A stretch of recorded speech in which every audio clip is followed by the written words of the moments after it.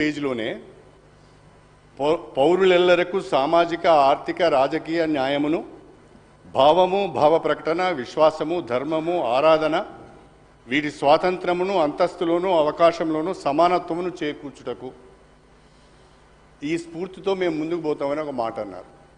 చాలా సంతోషం. రెండవది ఏమన్నారు? కొందరి కోసం మాత్రమే అందరూ బతకాలి అనే ఒక సూక్తిని వాడింది. దాన్ని ఏమన్నారు మార్చి అందరి కోసం మనమందరం అనే సూక్తితోనే వెళ్ళాలి అన్నారు. Good, we will welcome it. తర్వాత మహాత్మా గాంధీని కోట్ చేశారు, తర్వాత యాడమ్ స్మిత్ను కోట్ చేశారు, తర్వాత లూథర్ కింగ్ను కోట్ చేశారు, తర్వాత ఇంకో దిక్కున అంబేద్కర్ను కూడా కోట్ చేశారు. ఇవన్నీ ఈరోజు అంటే వీరి ఉద్దేశం ఏంటి అంటే, దీని ద్వారా నేను అర్థం చేసుకునే విషయం ఏంటి అంటే, ఈరోజు వరకు కూడా సమాజంలో ఆర్థిక రాజకీయ సామాజిక సమానత్వం రాలేదు, దీని కొరకు మేము ప్రయత్నం చేస్తాము అనే విధంగా వారు మాట్లాడినలు. ప్రభుత్వం ఆ ప్రయత్నం చేయవలసిన అవసరం కూడా ఉన్నది. కానీ ఇది ఎట్లా ఉంది అంటే, కాంగ్రెస్ పార్టీ ఈరోజే పుట్టినట్టు, ఈరోజే కాంగ్రెస్ పార్టీ అధికారంలోకి వచ్చినట్టు, గత చరిత్రతోని కాంగ్రెస్ పార్టీకి సంబంధం లేదన్నట్టుగా మాట్లాడడమే చాలా విడ్డూరంగా ఉంది. స్వతంత్ర భారతదేశంలో అత్యధిక సంవత్సరాలు కేంద్రంలో రాష్ట్రంలో అధికారంలో ఉన్నది కాంగ్రెస్ పార్టీ. కాబట్టి ఈనాడు భారతదేశంలో కానీ తెలంగాణ రాష్ట్రంలో కానీ ఉన్న ఆర్థిక రాజకీయ సామాజిక పరిస్థితులకు వాళ్ళు కూడా బాధ్యత వహించవలసింది వస్తుంది. మాకు బాధ్యత లేదని తప్పించుకోవడానికి అవకాశం లేదు.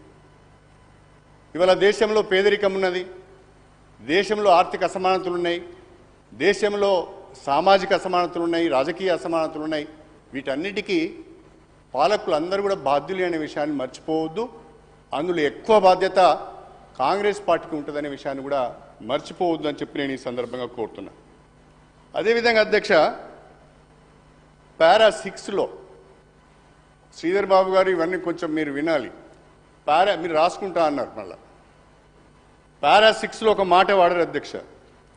తెలంగాణ ప్రజల దశాబ్దాల ఆకాంక్షను గౌరవిస్తూ 2014లో ప్రత్యేక రాష్ట్రాన్ని ఏర్పాటు చేసిన నాటి యూపీఏ ప్రభుత్వానికి ఈ ప్రక్రియలో కీలక పాత్ర పోషించిన నాటి యూపీఏ చైర్పర్సన్ శ్రీమతి సోనియా గాంధీ గారికి మరియు నాటి ప్రధాని డాక్టర్ మన్మోహన్ సింగ్ గారికి 4 కోట్ల తెలంగాణ ప్రజల తరఫున కృతజ్ఞతలు తెలియజేస్తున్నామని చెప్పారు. ఆనాటి ఉద్యమ నాయకుడు మాజీ సీఎం శ్రీ కల్వకుంట్ల చంద్రశేఖరరావు గారు కూడా తెలంగాణ రాష్ట్రాన్ని ఇచ్చిన సోనియా గాంధీ గారికి కృతజ్ఞతలు తెలియజేయడం జరిగింది. కానీ ఈ తెలంగాణ ఉద్యమంలో కోట్ల మంది తెలంగాణ ప్రజలు పాల్గొన్నారు. బ్రహ్మాండంగా తెలంగాణ తొలిదశ మలిదశ ఉద్యమాలు జరిగినాయి. 14 సంవత్సరాలుగా మలిదశ ఉద్యమం జరిగింది. తెలంగాణ మలిదశ ఉద్యమానికి నాయకత్వం వహించిన నాయకుడు కేసీఆర్ గారు. కానీ ఆ కేసీఆర్ గారు, తెలంగాణ తెచ్చిన కేసీఆర్ గారినే దీంట్లో మర్చిపోవడం బాధాకరము, విచారకరము అని చెప్పి నేను ఈ సందర్భంగా తెలియజేస్తున్నాను.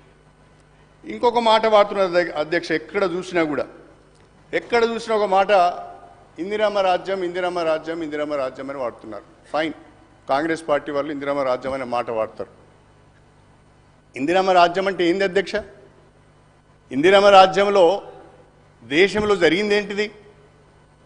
రాష్ట్రంలో తెలంగాణ తొలిదశ ఉద్యమం 1969లో వచ్చింది. తెలంగాణ మలిదశ ఉద్యమం 2001లో వచ్చింది. అప్పుడు ఇప్పుడు రాష్ట్రంలో కేంద్రంలో కాంగ్రెస్ పార్టీ అధికారంలో ఉన్నది. తెలంగాణ ప్రాంతానికి కాంగ్రెస్ పార్టీ న్యాయం చేయడం లేదని, నీళ్లు నిధులు నియామకాలలో తెలంగాణ పట్ల వివక్ష కనబరుస్తున్నదనే కదా, ఇందిరమ్మ రాజ్యం మాకు వద్దనే కదా కాంగ్రెస్ పార్టీకి వ్యతిరేకంగా, కాంగ్రెస్ ప్రభుత్వాలకు వ్యతిరేకంగా ఈ ప్రాంతంలో ఉద్యమాలు వచ్చాయి. అంతేకాకుండా ఇంకొక మాట అన్నారు, నియంతృత్వ నిర్బంధ పోకడలు అని. అప్పుడే ఎమర్జెన్సీని మర్చిపోయారేమో నాకు అర్థం కావడం లేదు. ఎమర్జెన్సీ చీకటి రోజులను మర్చిపోయారేమో నాకు అర్థం కావడం లేదు.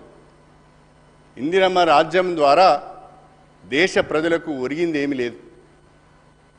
84-85లో ఇందిరాగాంధీ గారు చనిపోయినప్పుడు ఆనాడు జరిగిన సార్వత్రిక ఎన్నికలలో రాజీవ్ గాంధీ నాయకత్వంలో 404 సీట్లు